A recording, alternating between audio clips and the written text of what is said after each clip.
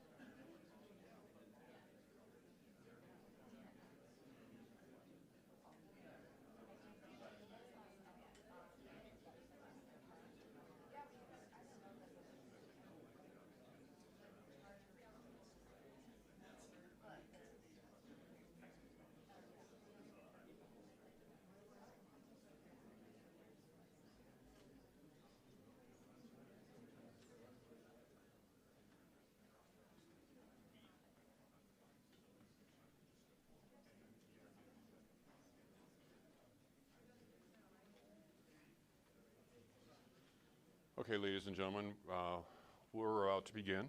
My name is Richard Pyatt. I'm the Communications Manager for Utah County. I'm working with the Utah County Attorney, Jeff Gray, as he handles this case and as the county deals with the publicity surrounding this case. We appreciate your being here. Jeff will enumerate the charges and detail what the county's findings are up to this point, and then he will take questions. The number of questions may be limited, however. I may cut it off. I may assist him in helping to pick the people who are asking the question. We just ask that you keep the questions to the process of what we're talking about and refrain from asking questions that speculate or get into the political dynamic of the case. For Utah County, this is a murder case, and we're trying a murder case. We're trying to keep the questions to that, but I understand that you're under pressure and have a lot of different questions, and we'll try to answer them. We're joined today by our sheriff and our prosecution team and our county commissioners. Jeff is going to be the only one speaking right now, and I'll introduce right now County Attorney Jeff Gray.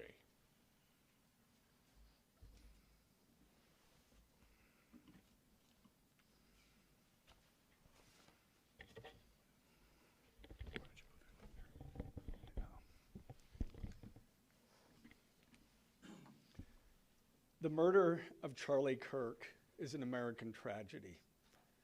Charlie Kirk was murdered while engaging in one of our most sacred and cherished American rights, the bedrock of our democratic republic, the free exchange of ideas in a search for truth, understanding, and a more perfect union.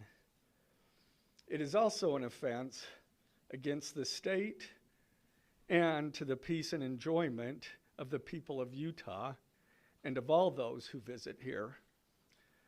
But Charlie Kirk's murder also strikes a more personal and intimate chord. Charlie Kirk was first and foremost a husband and a father to two beautiful young children. He was a son, he was a brother, and a friend. Like all murders, the senseless and needless taking of Charlie Kirk's life has shattered the lives of those he loved and those who loved him.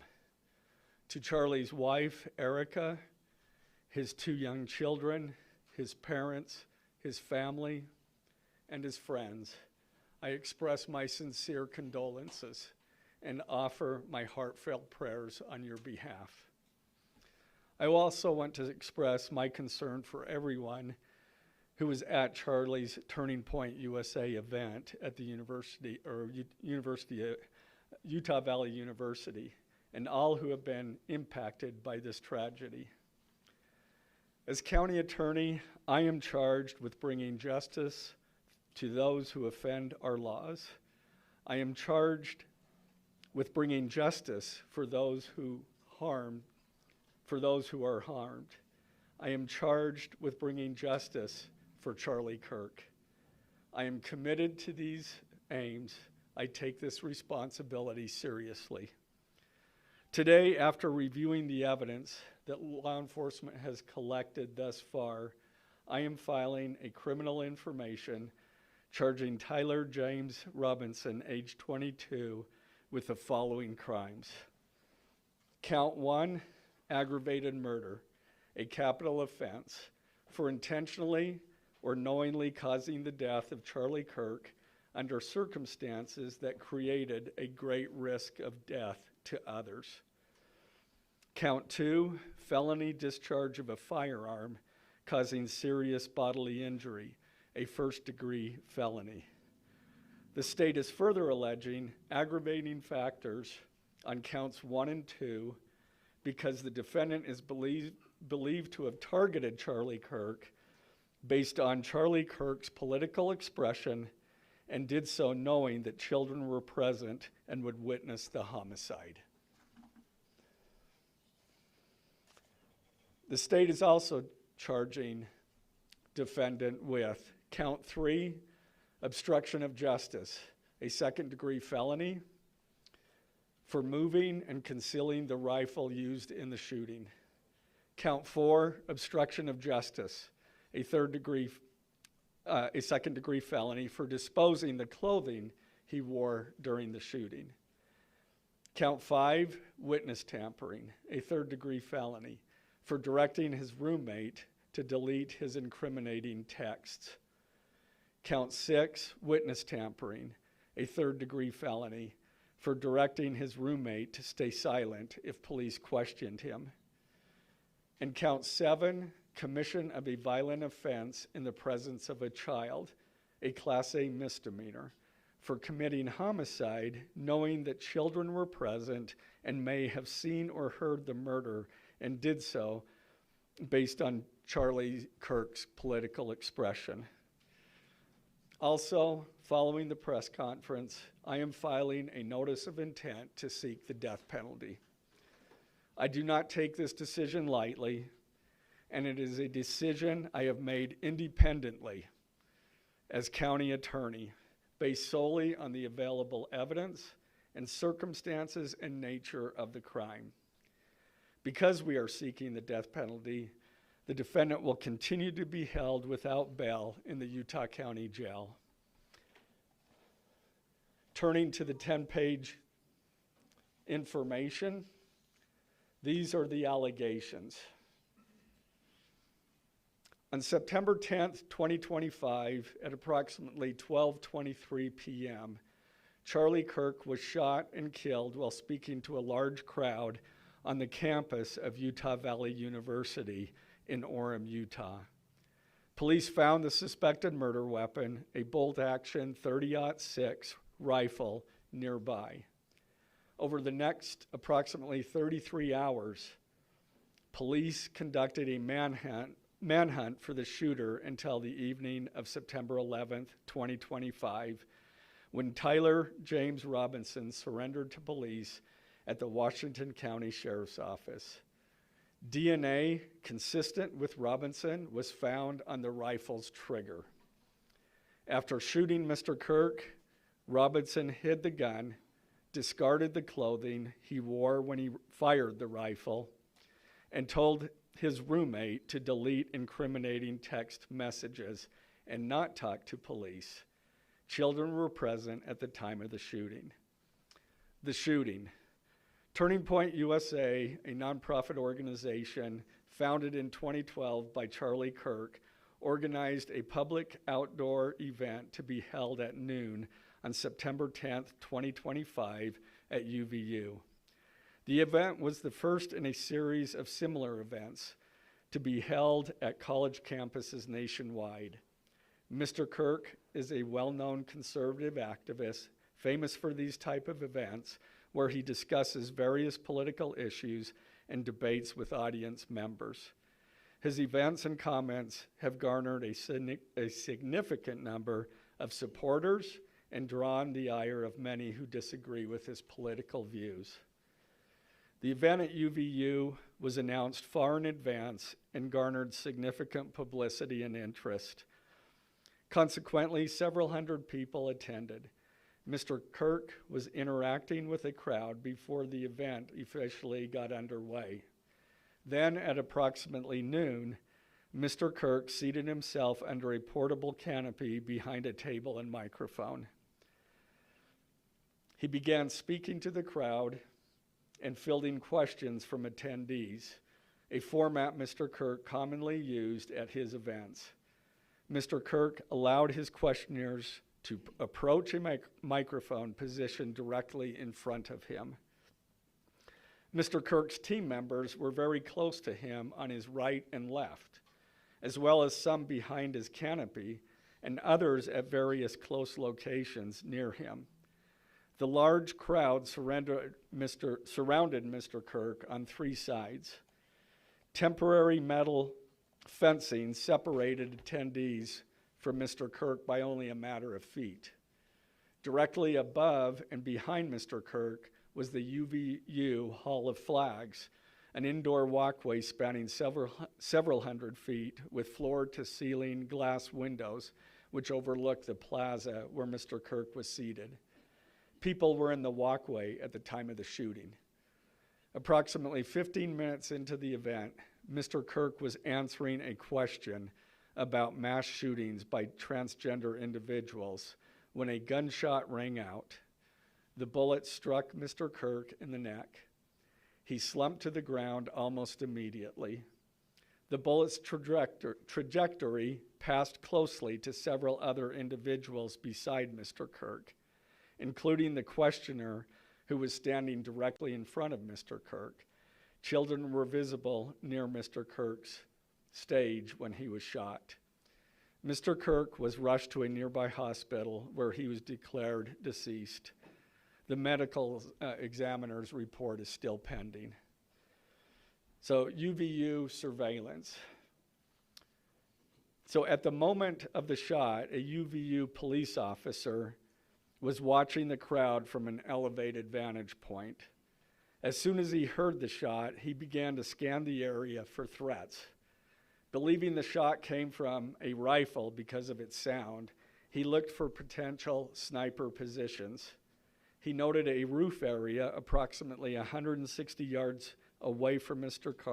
Kirk as a potential shooting position and rushed there to look for evidence. The suspected shooting position is adjacent to an open, publicly accessible walkway. To access the suspected location, a person must climb over a railing and then drop to the roof only slightly below. The UV officer climbed over the railing and down onto the roof. He then walked to the suspected shooting position and confirmed a clear shooting corridor between the position and Mr. Kirk's seat. He also noticed markings in the gravel rooftop, consistent with a sniper having lain on the roof, impressions in the gravel potentially left by the elbows, knees, and feet of a person in a prone shooting position.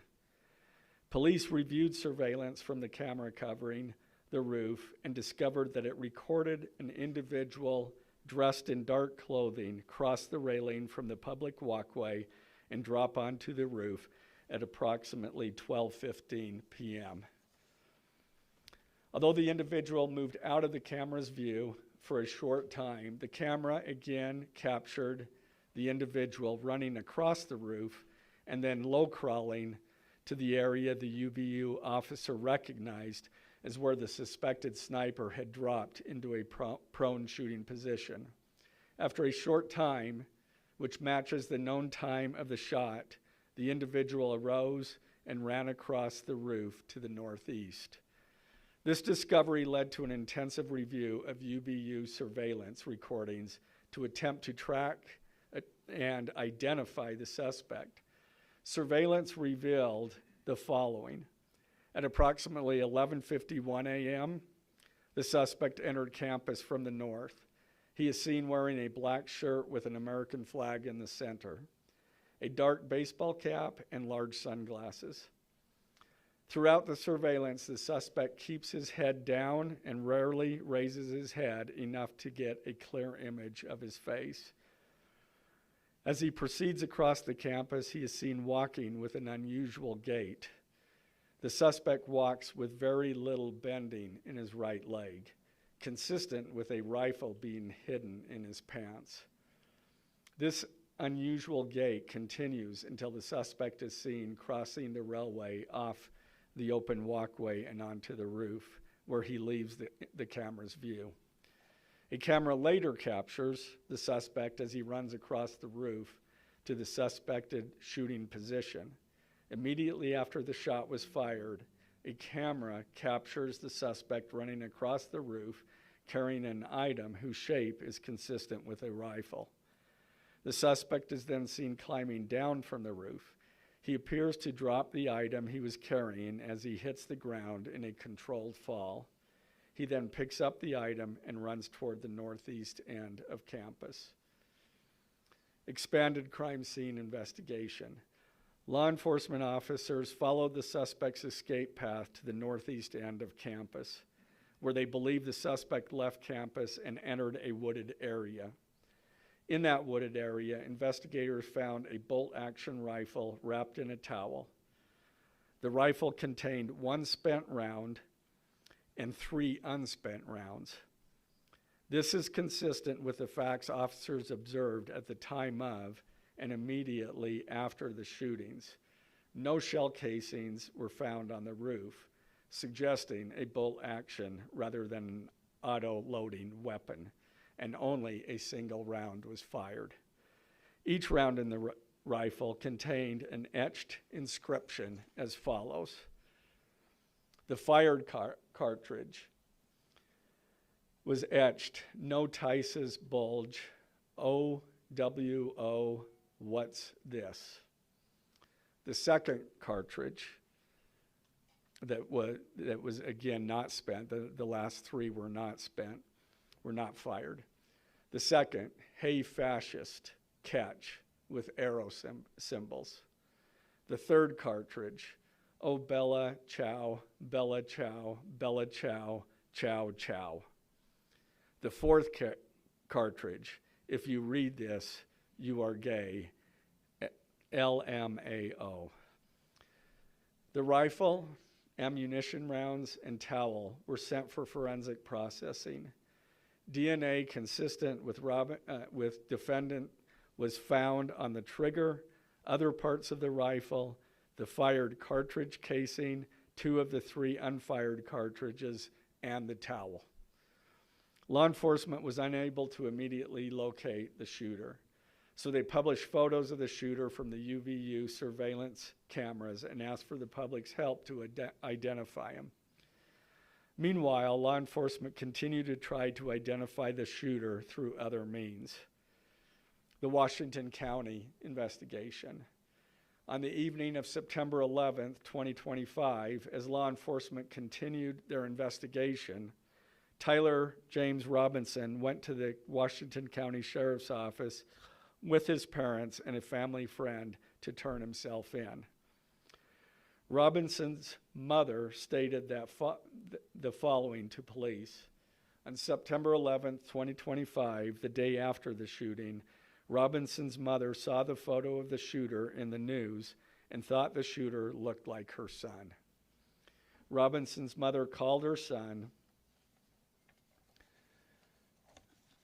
and asked him where he was. He said he was at home sick and that he had also been at home homesick on September 10th. Robinson's mother expressed concern to her husband that the suspect shooter looked like Robinson. Robinson's father agreed. Robinson's mother explained that over the last year or so, Robinson had become more political and had started to lean more to the left, becoming more pro-gay and trans rights oriented.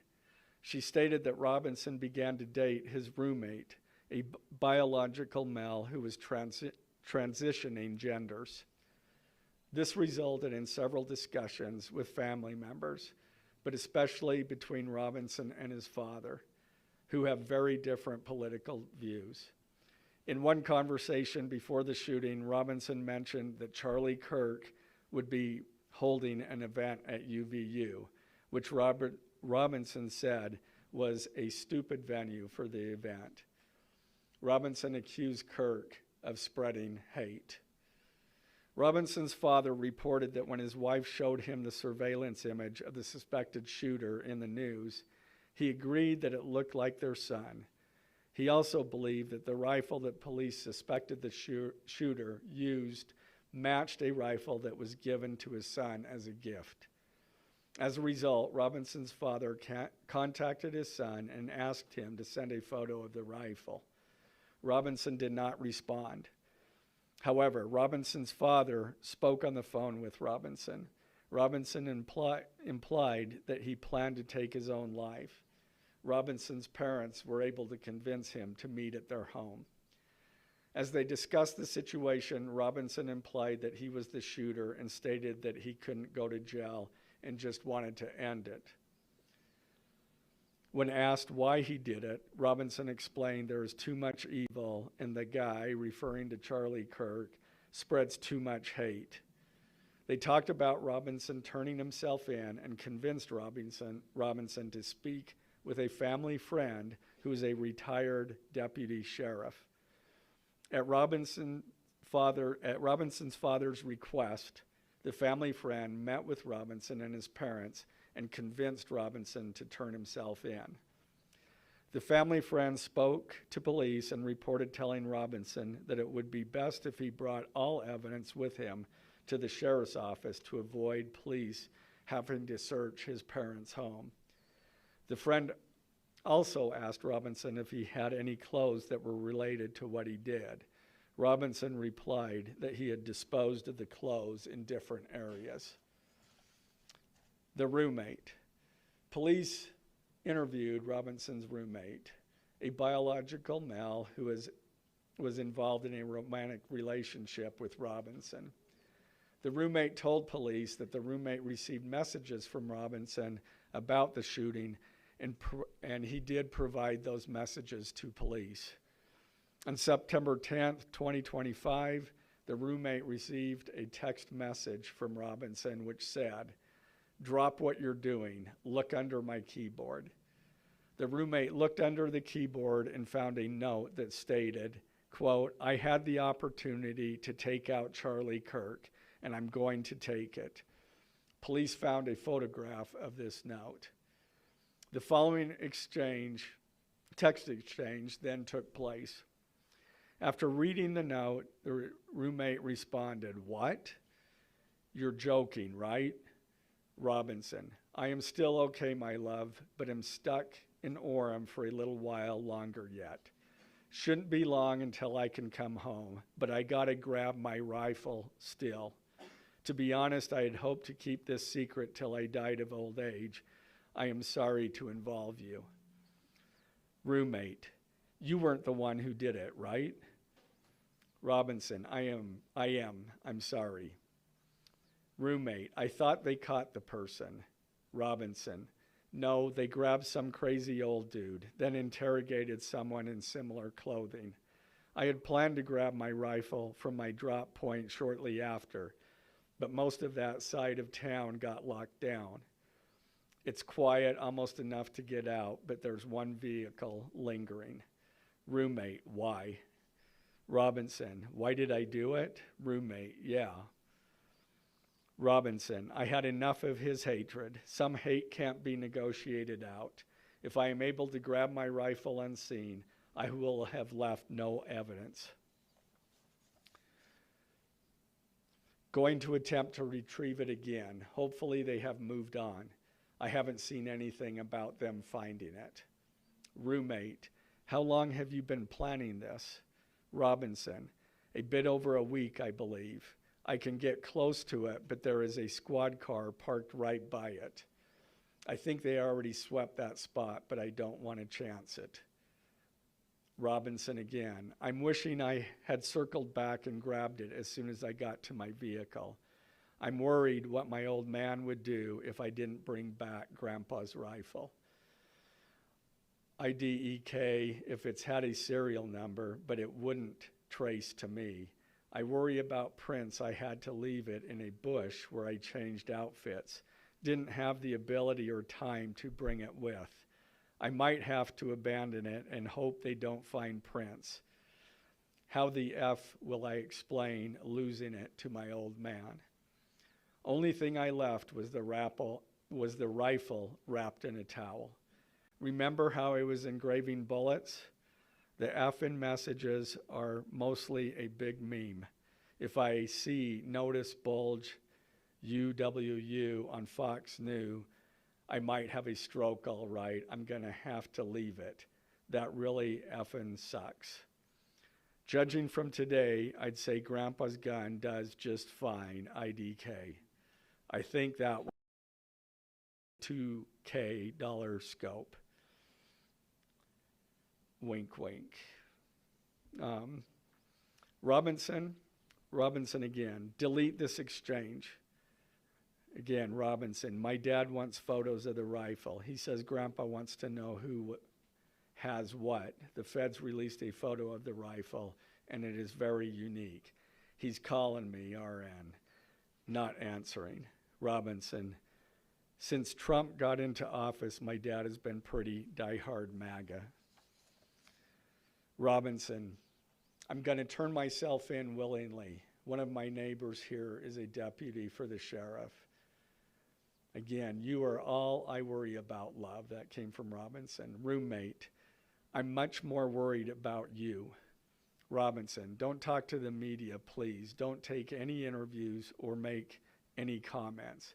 If any police ask you questions, ask for a lawyer and stay silent. The search for Robinson's residence. Police executed a search warrant on Robinson's residence.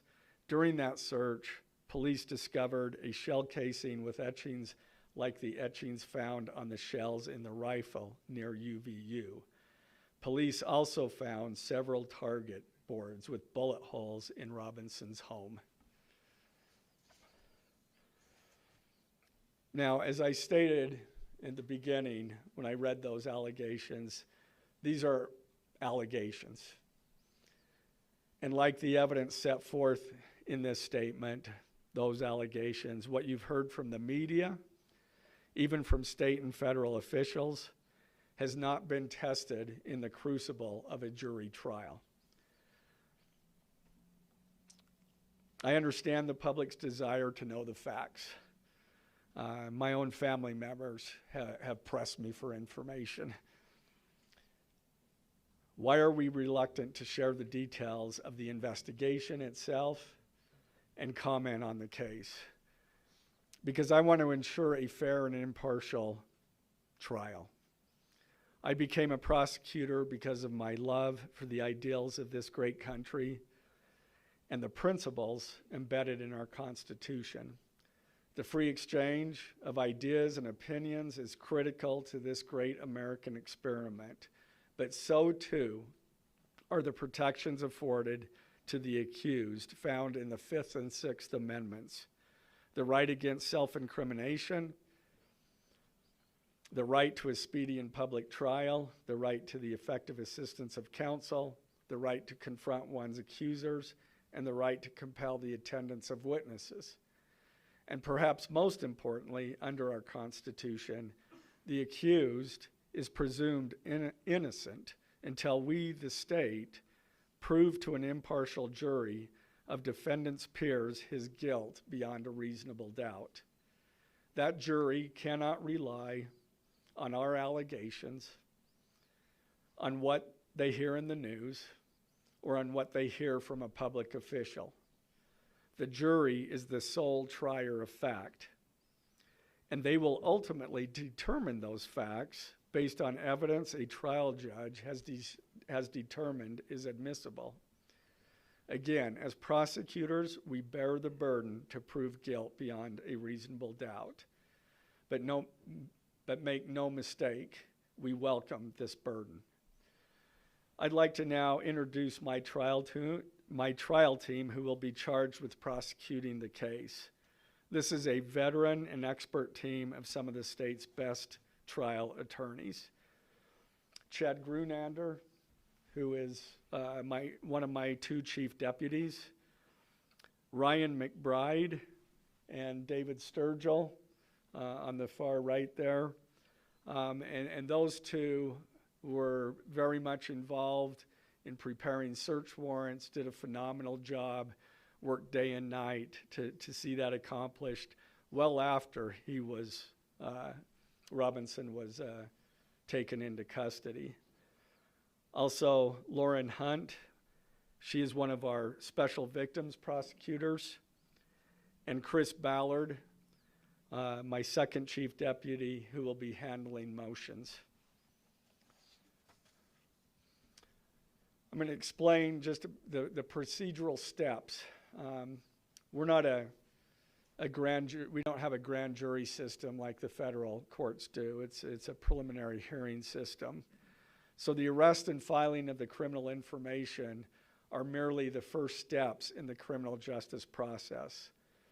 Today at 3 p.m., the defendant will appear before a judge in the Utah 4th District Court for his first appearance to be informed of these charges and to ensure that he has an attorney to represent him.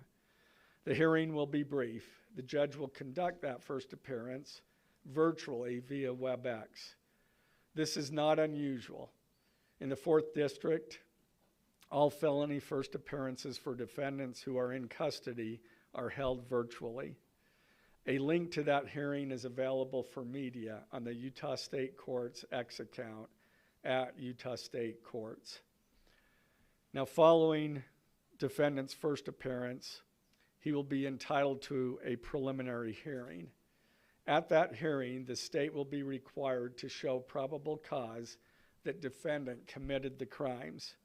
The purpose of the preliminary hearing is not to determine guilt, but simply to assure the court that the prosecution has enough evidence to proceed to trial. If a judge finds probable cause and binds the case over for trial, an arraignment hearing will be held. At that hearing, a judge will again inform defendant of the charges against him and require him to enter a plea to each charge. The next step following the arraignment is an opportunity for the parties to file any relevant motions and then ultimately the trial itself. This case has generated a tremendous amount of interest across our nation and even the world. The public's desire for information is understandable, but it bears reiterating that this case will be tried in a court of law consistent with our Constitution, not the court of public opinion. Thus, we will only discuss the case with the press occasionally. It will not be a day-to-day or even week-to-week occurrence, but we will only do so in a manner as not to jeopardize the fair trial process. Before I conclude, I want to express my appreciation for the tireless work of our local, state, and federal law enforcement officers. They have an extremely difficult, dangerous, and often thankless job. I'm proud to acknowledge the exceptional work they do every day, and particularly their work on this case. It was truly a marvel to witness. Their skilled work and dedication have brought us to this point. I'm also grateful for the leadership demonstrated by Bo Mason, the Commissioner of the Utah Department of Public Safety, FBI Special Agent in Charge Rob Bowles, Utah County Sheriff Mike Smith, our local police chiefs, and Felice John Vitti, the acting U.S. Attorney for the District of Utah. I'm also grateful for the support of our Governor, Spencer Cox, and our Attorney General, Derek Brown, who is standing behind me today and has offered his support and resources as we proceed to trial. Finally, I want to thank our Utah County Commissioners, Amelia Powers Gardner, Brandon Gordon, and Skylar Beltran. They too have pledged to assist with the resources needed to successfully prosecute this case. I will now take a few questions. For questions, ladies and gentlemen, just really fast, if you could identify yourself and what organization. Yeah, thank you. Okay.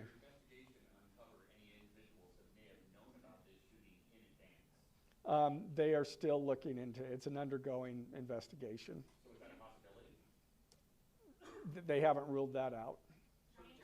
Ed Lavendera with CNN, the text message that you exchanged with the roommate, can you kind of give us a sense of, did that happen over several hours? Did it happen before? I don't have that information. Emily Anderson, Stars and Solid Tribune. I know, acknowledging that you made this decision to pursue the death penalty independently, did you hear at all from the Trump administration or Governor Cox's administration as you were working on these charges? I talked to officials from both administrations, but I was not pressured to make a decision. I understood their feelings on it because it was in the news, but we didn't really discuss that.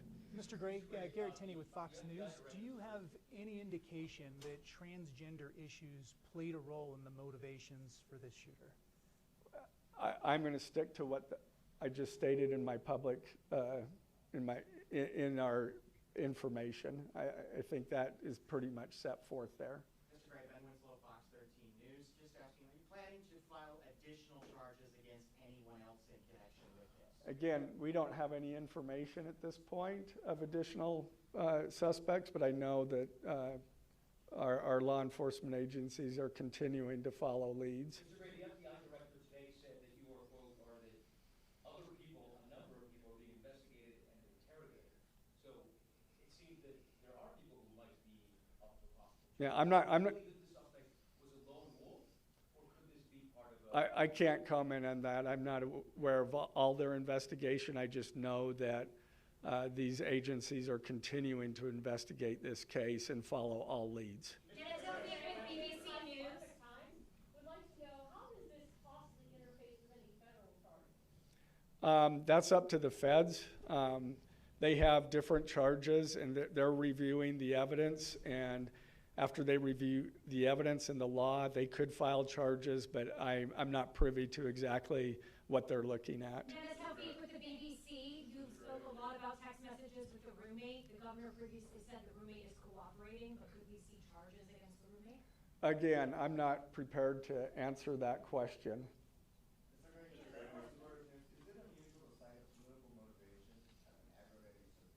It's part of our code, and so we charge that. For those that aren't of a legal mind, is this a confession to text messages? Is that legally a confession? And is he cooperating since he's been taken into custody? Ultimately, a judge will determine that at trial. And cooperation, has he spoken at all? Has he been cooperating? Since he served his Again, I'm not going to comment on that. Has he made any statements at all? Okay? What more can you tell us about the suspect's time online that some say radicalized him? I am not aware of that information. It's, again, still under investigation.